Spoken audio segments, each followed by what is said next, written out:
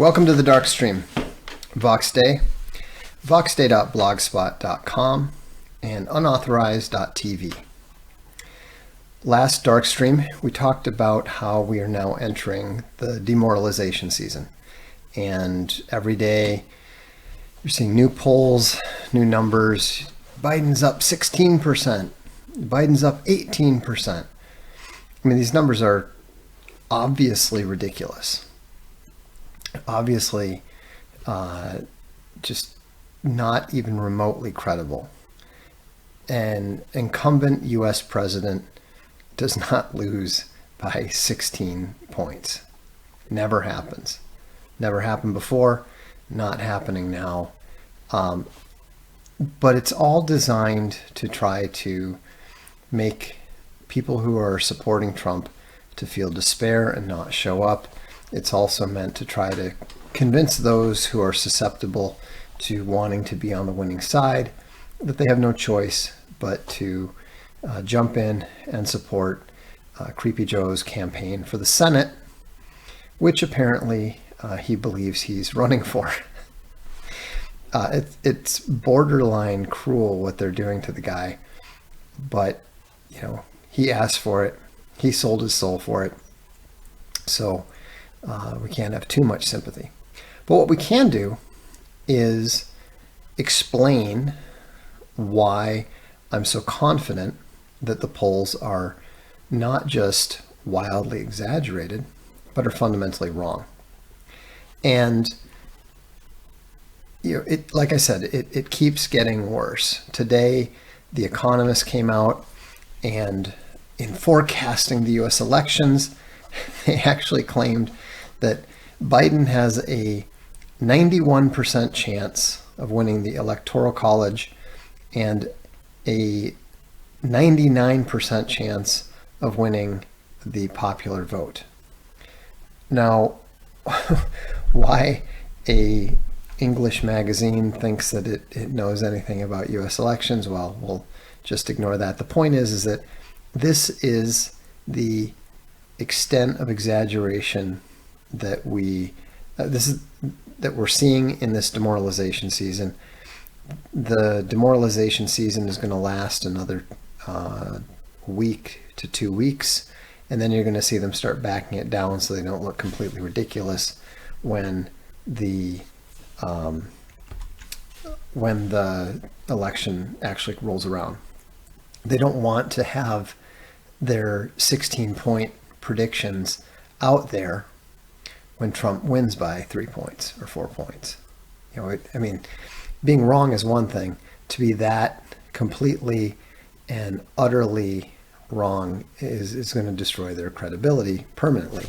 And they shouldn't have any credibility anyhow. I don't give them any credibility. But a lot of people still do, just because it's in the news every day. Now let's look at the various reasons, the various non-poll reasons that we can be confident that Donald Trump is actually winning this election. This is a chart of the growth in the S&P 500 the year of the election. And the number just under 12% is the average performance in a year when the incumbent party wins the election. So generally speaking, if the Democratic Party is in office, or if the Republican Party is in office, and the S&P 500 does over 11.5%, the party usually holds on to the presidency. Now you can see why things were so close in 2016. It was just under 12%. It was right at that average line. And of course, there was a relatively close election. But now look at what has happened in 2019. The S&P 500 is up over 18 points. And so this indicator strongly indicates that Donald Trump is going to win re-election. As a general rule, people don't vote out incumbents when the economic situation, the financial situation is generally good. Now, obviously, COVID-19 has thrown the economy completely out of whack, especially because of the various lockdowns and so forth. On the one hand, we've had more than a 30% decline in quarterly GDP in the second quarter. However, the third quarter numbers are going to show something like 34% growth. So I think that trying to look at the GDP numbers and trying to figure out exactly where things are there is probably a mistake. And obviously, the great state of Wall Street does not mean that Main Street is doing well. We've talked about that many times. But the point is, as far as the predictor goes, it strongly indicates a Trump reelection. Now let's look at the next indicator. This is an increasingly famous one. It's actually an interesting model in that it pays no attention to what practically everybody else pays attention to. It's the Norpoth model, which is named after the gentleman in the picture. I think his name's Helmut Norpoth. And he has this model backdated. Of course, you gotta be dubious about back testing, but even so, it served to correctly predict or retro predict 25 of the 27 presidential elections since 1912. The two that were incorrect were 1960, which was the JFK-Nixon election, and 2000, which of course was incredibly close and could have very easily gone either way. It's based mostly on the performance in the party primaries, and it's not just about that. It also it is also tied in to the previous vote, but he was very confident, along with me and a very few other number of individuals. Norpoth anticipated that Trump would win. In fact, he gave Donald Trump an 87% chance of winning in 2016. We'll have a look at what he says about 2020. He says Donald Trump has a 91% chance of winning compared to 9% for Biden. Not only that, but there is a variant that he's created that allows him to predict the Electoral College votes. And he predicts a 362 to 170 mini Trump slide.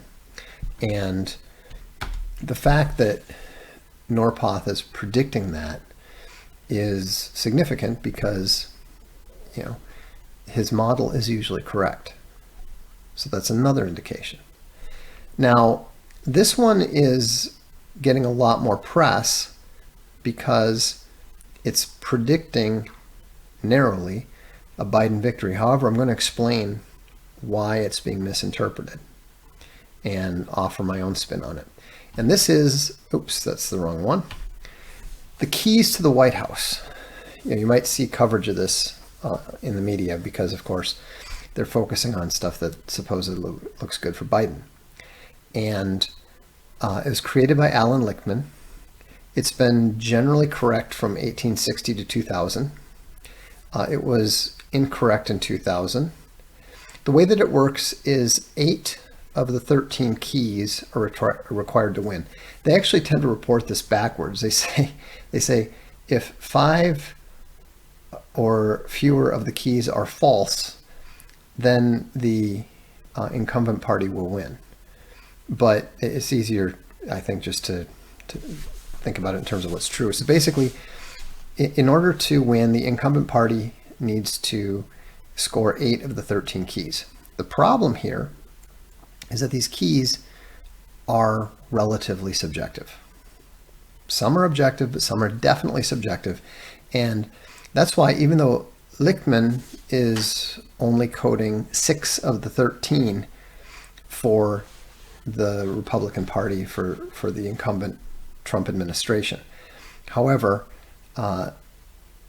the way that he's coding them is obviously incorrect, and I'll explain that. So 6 out of 13 for Trump, that would indicate that Biden will win narrowly. So let's look at the keys themselves. Number one, the party mandate. The midterms. Did the incumbent party win congressional seats in the midterm elections? No, that's false. Contest. There is no serious contest for the incumbent party nomination. That's true. Nobody ran against Trump. Incumbency. The incumbent party candidate is the sitting president. There's always an advantage to an incumbent. Trump is the incumbent. That's 2 keys. 6 to go. There is no significant third party or independent campaign. That's also true. I don't think you can count Kanye West as a significant third party campaigner. The Green Party doesn't have a significant candidate. The Libertarians are no longer a factor. So that's also true. So that's 3 now. The campaign or the economy is not in recession during the election campaign. Again, you've got that massive COVID swing, but it's not in recession now.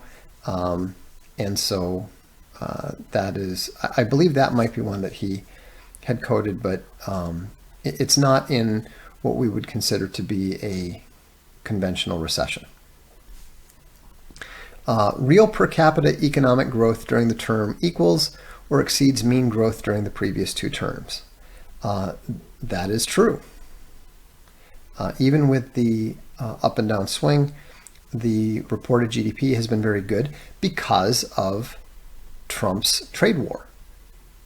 We've talked about this before. When you limit imports, you automatically increase GDP. Policy change. The incumbent administration affects major changes in national policy. That's definitely true.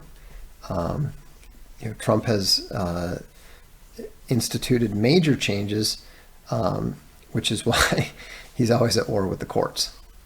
The next one, social unrest. There's no sustained social unrest during the term. Well, that's obviously false. So there's a tremendous amount of social unrest, Antifa, BLM, etc. However, notice we're already at 1, 2, 3, 4, 5, 6. We're already at 6. That's all, and that's he needs 2 more. Now this is one I'm guessing where he coded it against Trump, but I don't think it should be. The incumbent administration is untainted by major scandal. Well, you've got the Russia collusion, which is false. You've got the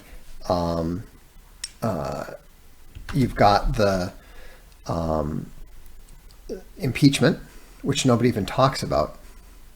So I don't think that you can count any of these things as scandals when no one cares about them. I mean, not even the Democrats. So I would rule that to be true. Now, this is one where I think he definitely got it wrong. The incumbent administration suffers no major failure in foreign or military affairs. He hasn't. Trump is the first president in years to keep us out of war. No wars, no lost wars. He's pulled the troops out of Afghanistan, out of Iraq. He's avoided war with Iran. He's avoided war with Russia. And that brings us to the next question. The incumbent administration achieves a major success in foreign or military affairs. Lichtman coded that one false. I disagree. North Korea is a massive success. Avoiding the war in Syria was a significant success. So we'll find out who's right, in a few weeks.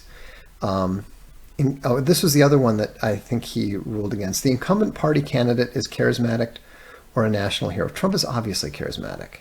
It'd be ridiculous to claim otherwise.